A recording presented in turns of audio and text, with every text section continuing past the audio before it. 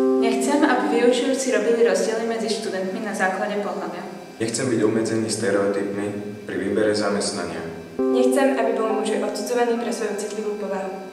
Nechcem, aby ženy dostávali za rovnako vykonávanú prácu nižšiu mzdu ako muži. Nechcem, aby si o mužoch mysleli, že sa nevedia plnohodnotne postarať o domácnosť. Nechcem, aby ženy boli podceňované v riadení vozidla. Nechcem, aby bolo prehliadané domáce násilie páchané na mužov. Nechcem, aby boli ženy považované za tie slabšie. Nechcem, aby boli muži vytláčaní zo života detí rozhodnutím štátnych orgánov po rozpade rodiny. Nechcem, aby boli muži obmedzovaní v poberaní rodičovskej dovolenky.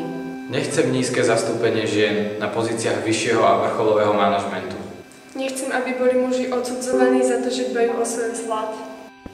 Nechcem, aby boli ženy vnímané len ako sexuálne objekty. Chcem rodovú rovnosť. Chcem rodovú rovnosť. Chcem rodovú rovnosť. Chcem rodovú rovnosť. Chcem rodovú rovnosť. Chcem rodovú rovnosť. Chcem rodovú rovnosť. Chcem rodovú rovnosť. Chcem rodovú rovnosť.